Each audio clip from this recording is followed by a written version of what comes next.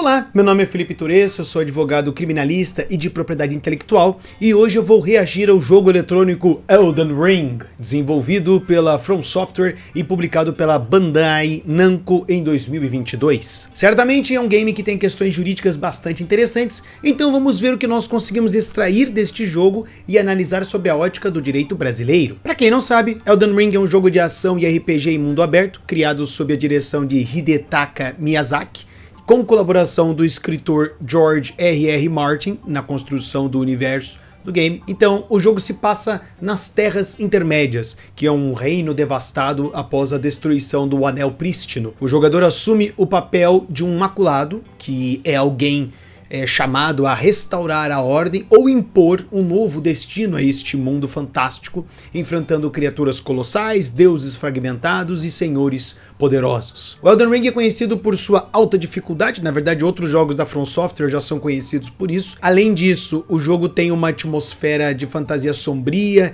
e narrativa indireta, e o Elden Ring expande a fórmula dos jogos anteriores da From Software, então oferecendo um mundo aberto vasto, com a exploração livre, montaria, masmorras, segredos e diferentes caminhos para você poder concluir o jogo. E no aspecto aqui da narrativa, eu preciso frisar que a história do jogo é contada de uma forma muito única, de uma maneira muito própria. Normalmente os jogos, eles têm a sua história que é contada em cinemáticas, diálogos, mostra ali os personagens conversando, as coisas vão acontecendo, tem documentos que você vai lendo, enfim, mas no Elden Ring é de um outro jeito, Existem cinemáticas, diálogos, documentos, mas tudo é muito enigmático. As coisas não são ditas propriamente para o jogador. Às vezes você tem que ficar criando teorias, aí você vai conversar com alguém, aí vai ficar debatendo para tentar chegar a uma conclusão. Então é uma trama de difícil compreensão, num primeiro momento. Aos poucos você vai pegando fragmentos de um diálogo aqui, tem um documento ali que explica também uma coisinha, tem uma cinemática acolá que complementa mais alguma coisa, aí você vai montando este quebra-cabeça narrativo. Então, enfim, é uma história que é interessante, mas ao mesmo tempo é complicada, de você apreciá-la. Dito isto, desta vez eu não vou reagir a um trecho específico do jogo. Embora tenha a cinemática introdutória do game que explica alguns pontos, tudo ainda é muito misterioso, então eu vou fazer de uma forma diferente desta vez. Então eu vou explicar o enredo aqui para vocês primeiramente, para vocês compreenderem, e daí nós passamos para a parte da análise jurídica. Então o que eu vou fazer aqui é similar a uma petição, Então eu já aproveito aqui também para explicar essa questão mais prática, de você montar uma petição, que é justamente o documento que você, como advogado, você vai ter que elaborar justamente para poder ajuizar uma ação. E a petição, ela tem toda uma estrutura, tem critérios, tem regras, enfim, que precisam ser seguidas para que ela seja feita e seja apreciada pelo Poder Judiciário. Porque se tiver alguma coisa errada ali, enfim, aí a petição pode ser rejeitada, a ação daí não prossegue, enfim, tem uma série de consequências que podem acontecer. É o documento, é a peça, é justamente a parte mais importante do processo, porque é a petição inicial, a petição que vai dar abertura ao processo. Então, normalmente uma petição, ela tem o endereçamento, tem a qualificação das partes, tem ali o nome da ação, enfim, que vai ser ajuizada, tem o fundamento jurídico, e daí logo em seguida tem o tópico dos fatos. O que aconteceu? Quais são os fatos? O que aconteceu que culminou no ajuizamento desta ação? O que é pertinente ser contado para o juiz, para o Poder Judiciário, para que possa analisar essa situação e dar prosseguimento ao processo, para daí eventualmente ter uma conclusão, ter uma sentença, ter uma decisão judicial. Então basicamente o que eu vou fazer aqui é justamente essa parte dos fatos, é esclarecer toda essa situação aqui do Elden Ring para que o juiz, nessa situação, possa entender os fatos, pode entender todo o contexto, para daí fazer a subsunção do fato à norma, ou seja, analisar o que aconteceu e qual é a legislação, qual é a lei pertinente a ser aplicada neste caso. Muito bem, vamos para os fatos então. O que é pertinente para nós é que, em determinado momento, Marika se torna a soberana das Terras Intermédias. Ela é uma mulher que recebe o título de Rainha Marika, a Eterna. Ela obtém um artefato misterioso chamado Anel Prístino, que lhe concede um imenso poder. As coisas vão acontecendo e tudo mais, a Marika eventualmente concebe 2 filhos, e o tempo vai passando, muitas coisas vão acontecendo, e a Marika eventualmente se conhece e se une ao Godfrey, que é o primeiro Lord Prístino. Ele é um guerreiro imbatível, muito forte, né? Enfim, um homem, e com ele a Marika inicia campanhas militares para consolidar a supremacia da Ordem Áurea, né, do seu reinado, né? E sob seu comando, seus exércitos conquistam e subjugam diversos povos nas Terras Intermédias, e aos poucos a rainha Marika estabelece o seu reinado. A Marika e o Godfrey se casam e concebem 3 filhos. Godfrey então se torna o grande campeão da Ordem Áurea, mas o tempo passa e as guerras cobram o seu preço, né? Ou seja, quando a utilidade do Godfrey chegou ao fim, a Marika destitui ele da sua graça. Ela expulsa ele, né? Ela se separa dele e expulsa ele do seu reinado, né? Da sua Ordem Áurea. E ela o exila junto com os seus guerreiros, que são os Maculados. Eles partem então das Terras Intermédias e, enfim, desaparecem. E este exílio, né, este ato da Marika, marca o início do lento declínio do reinado dela. É neste momento que surge uma figura enigmática, que é o Radagon, um herói ruivo que antes enfrentou Renala, que é a rainha da lua cheia, durante a guerra entre a Ordem Áurea e os magos da região de Liúrnia dos Lagos. Após este evento, Radagon e Renala, de alguma forma, se aproximaram e se casaram na Igreja dos Votos, concebendo 3 filhos. Porém, com a destituição de Godfrey, que era o primeiro Lorde Prístino, Radagon abandona, por alguma razão, Renala e se casa com a Marika, tornando-se o seu segundo consorte, consequentemente tornando-se o segundo Lorde Prístino. E os dois, a Marika e o Radagon, geram mais 2 filhos. Aí muitas coisas vão acontecendo, muita gente passa a odiar a Marika e o seu reinado, e eventualmente o seu filho, o Godwyn, que é filho da Marika com o Godfrey, ele é assassinado. E por razões que não são totalmente claras, seja por revolta ou talvez por uma crise pessoal, enfim, a Marika toma a decisão de destruir o Anel Prístino, né? Num ato ali de ruptura, ela esmaga a própria essência ali da Ordem Áurea, ela destrói o anel, fragmentando o seu poder em diversas runas maiores, que se espalham pelo mundo aqui, né, pelas Terras Intermédias. Este ato, conhecido como a ruptura, mergulha as Terras Intermédias no caos. Aí vira uma loucura que só. O anel já não existe mais na sua forma pura, os filhos da Marika e o do Radagon, que são semideuses, passam a reivindicar para si os fragmentos do Anel Prístino, cada um se declarando legítimo herdeiro da Ordem. Aí o que se segue é a Guerra da Ruptura, né? Um conflito devastador entre os filhos da Marika e Radagon e outras pessoas também. Cada filho obtém uma grande runa e começam a brigar entre si, espalhando guerra e morte por todas as Terras Intermédias, consumindo castelos, territórios e povos inteiros. Então, assim, resumidamente, né, o que é mais pertinente para nós aqui hoje é tudo isto que eu acabei de explicar aqui para vocês, e eu agradeço imensamente o meu amigo Everton Boeing. Ele me ajudou a construir toda essa linha cronológica aqui dos fatos, né, das coisas que acontecem no Elden Ring, porque não tem um documento no jogo que vai dizer, aconteceu isso, e acabou assim. Não, é tudo espalhado, então é bem dificultoso você conseguir montar essa linha cronológica, pelo menos para mim é.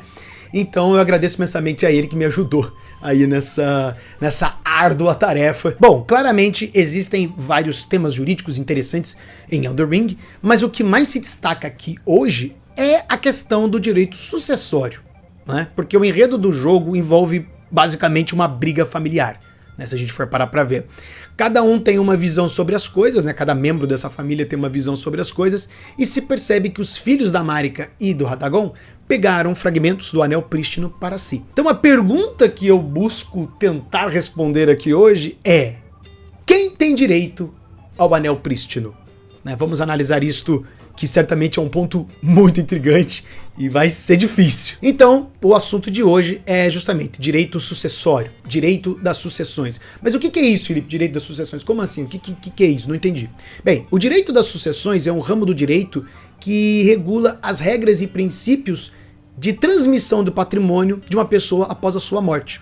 Então, quando alguém falece, os bens, os direitos, as obrigações, né, elas não se extinguem com a morte dessa pessoa, né, e tudo precisa ser transferido para outras pessoas, para os herdeiros, ou legatários, né, desta pessoa que faleceu. O direito das sucessões é a parte do direito que organiza quem tem direito ao quê, né, e como que esta partilha acontece.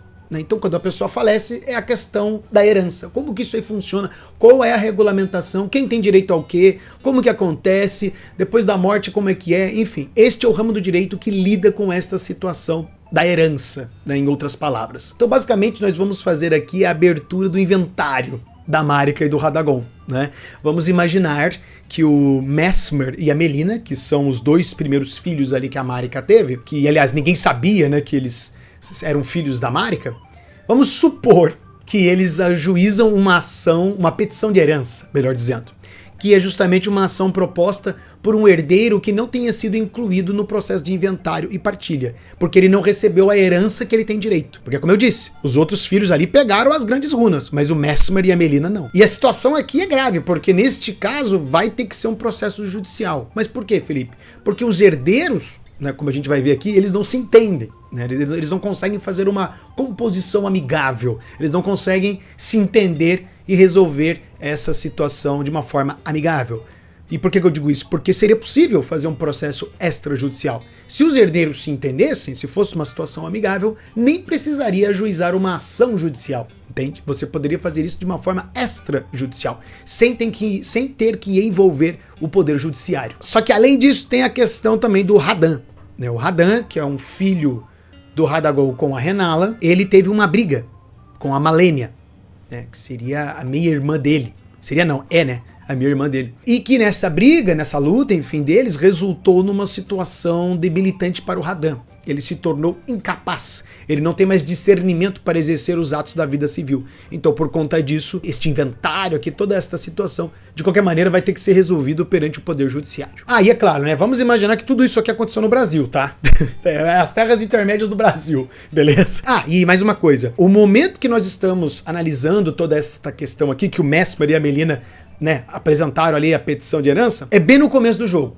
Você começou o jogo, teve a cinemática introdutória, criou seu personagem, teve tutorial, saiu lá do lugar.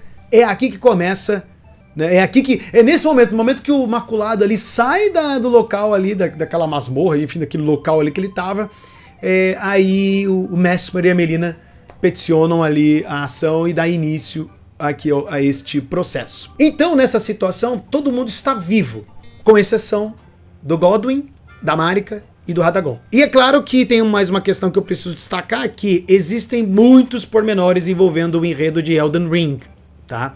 Tem muitas coisas interpretativas, tem muitas coisas que não dá pra você cravar, não, é isso, né? Enfim, tem questões que estão abertas a debate. Então, para facilitar aqui o nosso estudo, vamos assumir que a Marika e o Radagon são pessoas diferentes. Tá? E que a Marika e o Radagon casaram em comunhão universal de bens. Além, é claro, de que a Marika e o Radagon morreram ao mesmo tempo, nos termos lá do artigo 8º do Código Civil, que é a questão da comoriência, e conforme o artigo 1788 do Código Civil, morrendo a pessoa sem testamento, transmite a herança aos herdeiros legítimos. O mesmo ocorrerá quanto aos bens que não forem compreendidos no testamento, e subsiste a sucessão legítima se o testamento caducar ou for julgado nulo. Então vamos assumir que Marika e Radagon não deixaram testamentos, né? E com isto é feita a abertura da sucessão. Ou seja, os dois morreram e daí é feita a abertura da sucessão. É todo esse processo de transmissão da herança. Ele começa. Todo esse procedimento para analisar todo o patrimônio dos dois e passar para os herdeiros. Isto aqui que é a abertura da sucessão. A morte de uma pessoa é um fato jurídico e que indica o momento da transmissão da herência. Significa dizer então que no momento em que a Marika e o Radagon morreram, todo o patrimônio deles, né, a herança foi transmitida automaticamente para os seus herdeiros legítimos. Este é o princípio da Seisin, né, que estabelece que no momento da morte de uma pessoa, a herança, bens, direitos e obrigações é imediatamente transmitida aos seus herdeiros, tanto os legítimos quanto os testamentários, né, quando tem o testamento, né, quando é feito. Claro que isso não exige qualquer formalidade legal. No momento da morte, tudo já é transmitido automaticamente. Então a abertura da sucessão é muito importante, pois é com ela que se definem diversas questões cruciais no processo sucessório. Por exemplo, qual que é a lei aplicável, a capacidade para suceder, a competência do juízo para processar o inventário e a partilha dos bens, quem são os herdeiros, tem que verificar todo o patrimônio, enfim. Então vocês estão vendo que é uma coisa complexa, né? Tem vários pormenores que precisam ser observados, então exige muita atenção realmente no momento de se fazer esse tipo de processo. Muito bem, então, dito tudo isto, vamos aqui agora brincar com toda esta situação. Vamos aqui estabelecer que o patrimônio da Marika e do Radagon, que contempla vários territórios, castelos, objetos, armaduras, joias, enfim, sei lá, dá pra gente incluir aí Lingrave, que é uma área exuberante e vasta, dá pra incluir também Leyndell, né, que é a capital real, a sede administrativa do Platô Altos, e é claro que o patrimônio da Marika e do Radagon contempla o cobiçado Anel Prístino. Mas o que é esse Anel Prístino, Felipe? Toda hora tá falando disso, por que é tão importante esse negócio? Bem, o Anel Prístino é um artefato muito poderoso e misterioso no universo do Elden Ring, né, que é justamente o título do jogo, né? Este objeto é a fonte de um imenso poder, e ele é composto por várias formas interligadas conhecidas como runas, que parecem como anéis etéreos e arcos feitos de luz. O Anel Prístino tem poder sobre conceitos fundamentais que ditam a realidade das terras intermédias, como por exemplo a ideia de morte. Em um determinado momento ali da história, a Marika retira esta runa da morte, né, que é uma parte do Anel Prístino, que rege essa ideia de morte no universo. Ou seja, a partir do momento que ela tirou esta runa do Anel Prístino, ninguém mais morre. Então, percebe-se que o Anel Prístino tem um significado importante no universo de Elden Ring.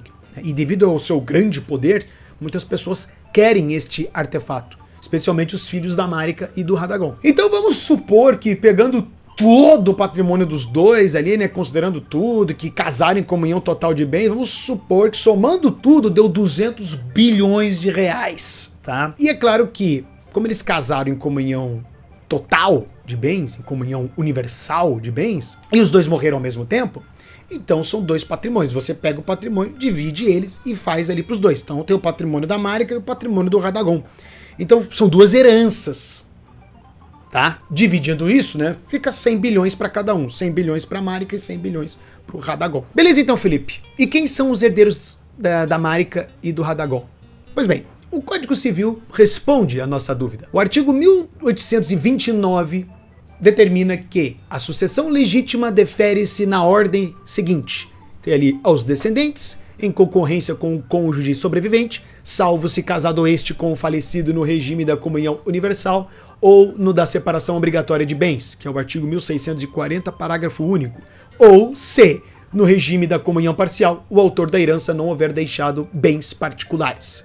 Aí o inciso 2, aos ascendentes, em concorrência com o cônjuge, inciso 3, ao cônjuge sobrevivente, inciso 4, aos colaterais. Então, em outras palavras, a preferência que o Código Civil estabelece dos herdeiros é, primeiro, os descendentes, segundo lugar, os ascendentes, terceiro lugar, o cônjuge, em quarto lugar, os colaterais, né? E daí, em último lugar, se não tem ninguém para herdar a sucessão, enfim, para herdar todo o patrimônio, aí fica para o Estado. E essa preferência existe porque o próprio Código Civil estabelece que os herdeiros necessários, os herdeiros mais importantes, são os descendentes, ascendentes e cônjuge. O legislador entendeu que esta é a ordem de preferência. Beleza, Felipe. E quantos herdeiros existem nessa brincadeira toda?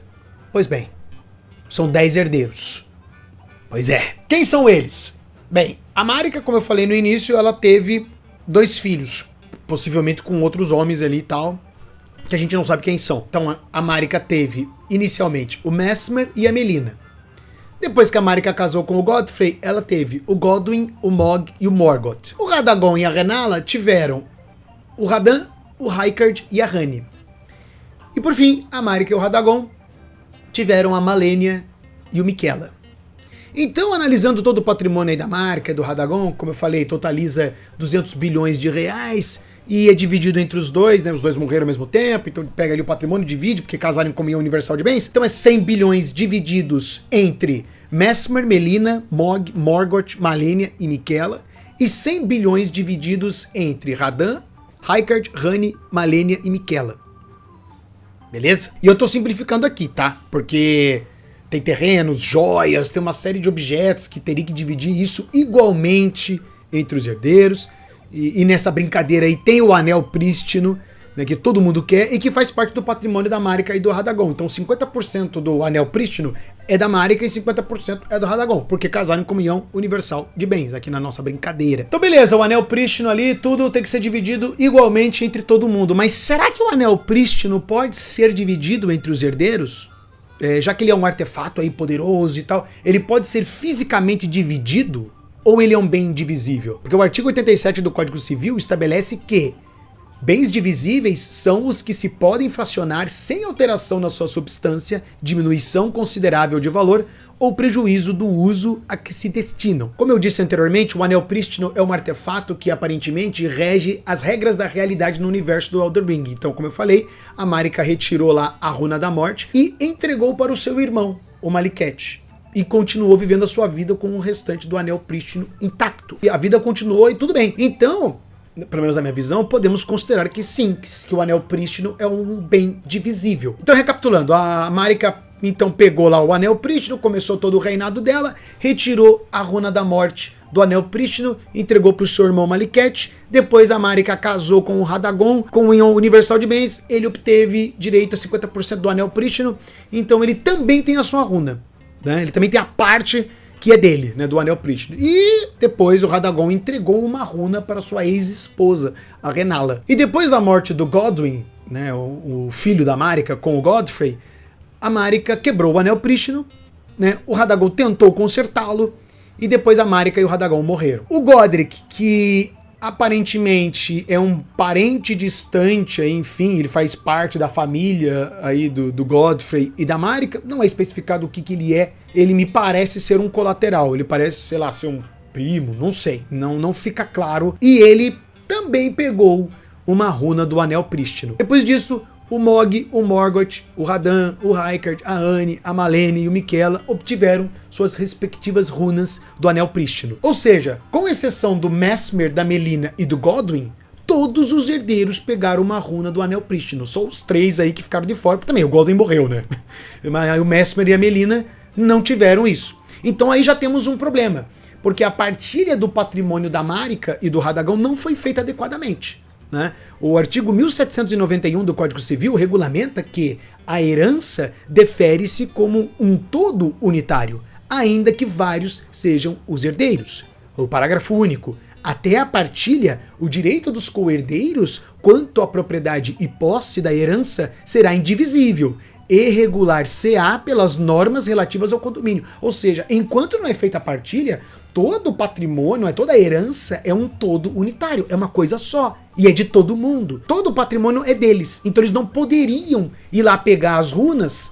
Não, essa runa aqui é minha. Que se dane, entendeu? Não se pode fazer isso, porque neste momento os herdeiros ali que pegaram as partes do Anel Prístino estão violando a legislação brasileira, a lei sucessória, porque a partilha não foi feita da maneira adequada, entende? Então vamos agora começar a analisar tudo isso, né? Todos que obtiveram alguma runa do Anel Prístino. Como é que a gente vai resolver essa situação então? Primeiramente a questão do Maliketh, que é o irmão da Marika, né? A Marika ali doou uma parte ali do Anel Prístino, a runa, né, da morte, pro irmão dela, o Maliketh. E alguém pode perguntar, tá, mas isso aí não é uma ilegalidade? Como que ela poderia ter feito isso? Enfim, o Maliketh, ele é um irmão da Marika. Então ele não é um herdeiro necessário. A pessoa tem o seu... Então a Marika, né, ela tem o patrimônio dela, 50% do seu patrimônio já é encaminhado, já é garantido para os herdeiros necessários. Os outros 50% fazem parte do montante que ela pode dispor. Ela pode fazer o que ela quiser com esses outros 50%. Então, na minha visão, no momento que ela doou esta runa do Anel Prístino, que é uma parte do Anel Prístino, na minha visão, ela está dispondo dessa metade que ela pode fazer isso. É a parte disponível do patrimônio dela, que ela tem liberdade para fazer o que ela quiser. Se ela quiser doar para o irmão, quiser doar para outra pessoa, ela pode, porque faz parte, não faz parte da legítima, não faz parte do patrimônio, né? Sei lá, se ela doasse 70% do patrimônio dela para o irmão, aí realmente aí teria problemas. Mas ela doou uma fração ali do Anel Prístino, né? Então seria uma parte muito pequena, né, do anel que ela fez essa doação, então na minha visão não há nenhuma ilegalidade. O próprio artigo 1789 do Código Civil já estabelece ali, ó, havendo herdeiros necessários, o testador só poderá dispor da metade da herança. Porque nesse caso, se ela quer, eu quero que tal bem, né, tal coisa seja transferida para meu irmão, né? Isso no caso de falecimento, né? Aí ela vai redigir um testamento que isso vai ser, daí é regulamentado e vai ser feito, né? Aqui no caso, ela tá fazendo uma doação em vida, né, pro irmão dela, pro Maliket. Mas, de qualquer maneira, não vejo nenhuma ilegalidade. Me parece que essa doação feita ao Maliket seria da parte disponível da Marika, né, do patrimônio dela. Agora, em relação ao Godric, né, o parente aí distante que pegou a runa do Anel Prístino. Pois bem, ele não é herdeiro necessário, pelo menos não tem nada que comprove isso. Claro que num eventual processo isso poderia ser apresentado. Então, no momento que ele pegou essa runa, na minha visão pelo menos, configura realmente um ato ilegal, é uma apropriação indevida de um bem de herança que ele acabou fazendo ali.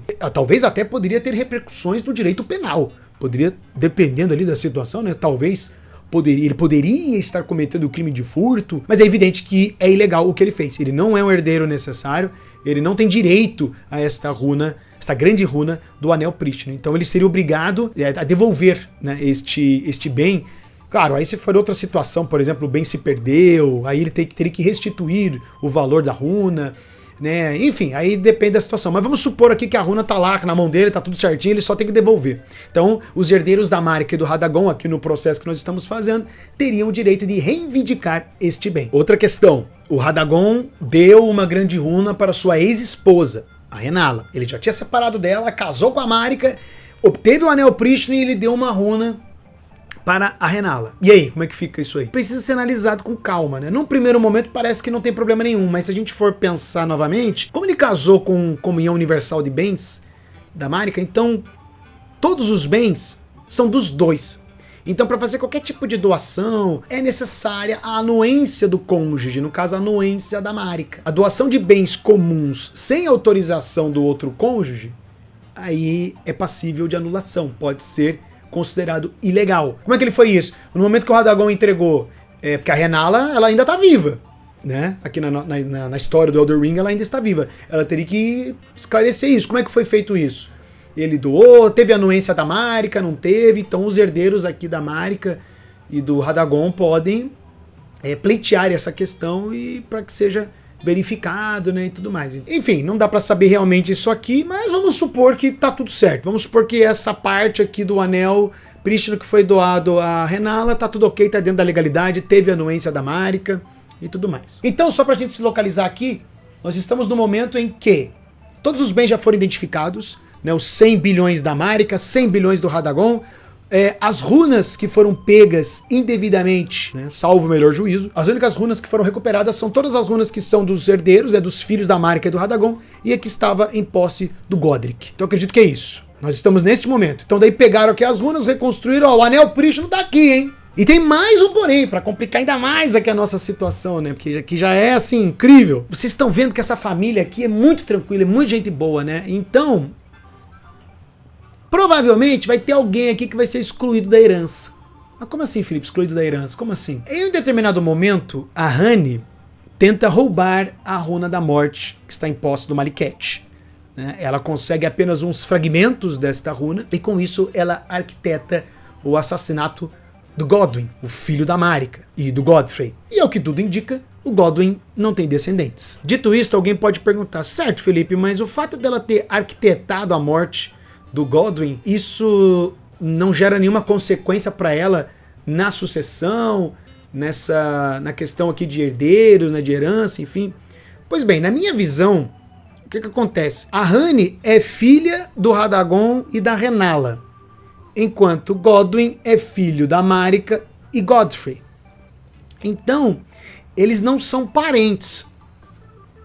Tá? É um pouco complicado isso aqui. É que o que complica é porque depois a Marika e o Radagon casaram. Só faltava o Godfrey e a Renala terem casado também, né? Aí virava o toma lá da cá, né? Mas veja que o Godwyn e a Ranni não são irmãos. Tá? Eles não têm parentesco nenhum. E são dois patrimônios diferentes. É o patrimônio da Marika e o patrimônio do Radagon.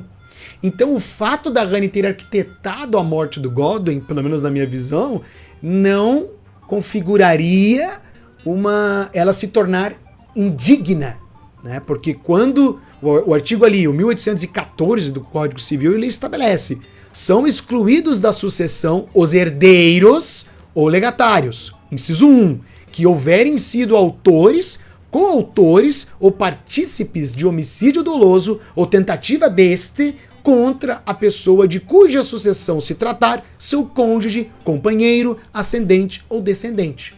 Pois bem, a Rani não é herdeira da Marika. A Rani é herdeira do Radagon e da Renala. A Rani matou, de fato, aliás, ajudou, né? Ela arquitetou, ela cooperou, enfim, para que o Godwyn fosse assassinado. Mas o Godwyn não é parente dela. Ele é descendente da Marika, mas a Rani não é herdeira da Marika. Então, se pegando aqui o texto do artigo do dispositivo do Código Civil, ela realmente não seria excluída da sucessão. Ela não seria considerada indigna e, portanto, não teria direito à sucessão. Né? Porque a ideia aqui realmente do Código Civil é gerar uma punição para quem faz esse tipo de coisa. Se tem um herdeiro que tenta matar o próprio pai para poder ter a herança, né, dos bens, enfim, evidentemente que tem que haver uma consequência. Existe a consequência penal, porque tem o crime de homicídio, e tem a consequência civil, que é justamente ser considerado indigno, que vai ser excluído da herança, entende? Mas na minha visão, por mais que isso aqui seja, querendo ou não, é um evento, né, é um fato, é um acontecimento na história que é relevante, a Rani, pelo menos sobre a ótica do direito civil, ela não tem nenhuma consequência. Evidentemente que ela poderia ser processada criminalmente por isso, né? Mas ela não teria uma consequência no direito civil. Só que agora temos um porém. A Malenia e o Miquella tentaram matar o Radan. E é aí que vem. Porque a Malenia e o Miquella são filhos da Marika e do Radagon. O Radan é filho da Renala com o Radagon. Então a Malenia e o Miquella são meio-irmãos do Radan. Né? E evidentemente que o Miquella e a Malenia têm direito à herança do Radagon. Eles são herdeiros do Radagon. Então, nessa situação, como eles tentaram matar o Radan, né, o próprio texto do Código Civil ali estabelece: são excluídos da sucessão os herdeiros que houverem sido autores, coautores ou partícipes de homicídio doloso ou tentativa deste contra descendente do titular da herança. Portanto, o descendente do Radagon, o Radan. Então, na minha visão, a Malenia e o Miquella seriam excluídos da herança do Radagon. Tá entendendo? E daí, nesse caso, eles seriam considerados indignos, né? Seriam excluídos da herança. E claro, existe um procedimento para que isso seja feito. A Malenia e o Miquella tentaram assassinar o Radan, então aqui estão as provas, né? Tudo está devidamente comprovado. Teve todo o procedimento ali para demonstrar que eles são indignos e realmente foi constatado e foi determinado que a Malenia e o Miquella são indignos, foram excluídos da sucessão do Radagon e eles não têm direito daí à herança. Aí vem uma questão, daí como é que fica isso, Felipe? Pois é, porque assim, o artigo 1816, ele determina, são pessoais os efeitos da exclusão. Então esses efeitos é só para Malenia e para Miquella. Eles sofrem com isso, ninguém mais. Porque não faria sentido os descendentes deles sofrerem uma coisa que eles fizeram. São pessoais os efeitos da exclusão. Os descendentes do herdeiro excluído sucedem, como se ele, morto, fosse antes da abertura da sucessão. O Código Civil está estabelecendo que, diante dessa situação que eles foram excluídos, é como se a Malenia e Miquella já tivessem morrido. Então você já vai atrás dos descendentes deles, que no caso, sim, eles têm. A gente pode, né, interpretar que tem. Isso aqui, claro, pode dar muita discussão, alguém pode discordar, mas vamos supor, vamos, né, considerar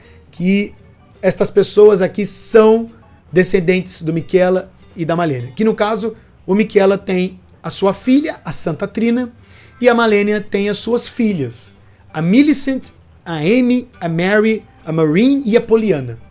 Então elas serão chamadas para substituir, por assim dizer, a Malenia e o Miquella na herança do Radagon. Ou seja, a Malenia e o Miquella continuam tendo direito à herança, só que da Marika.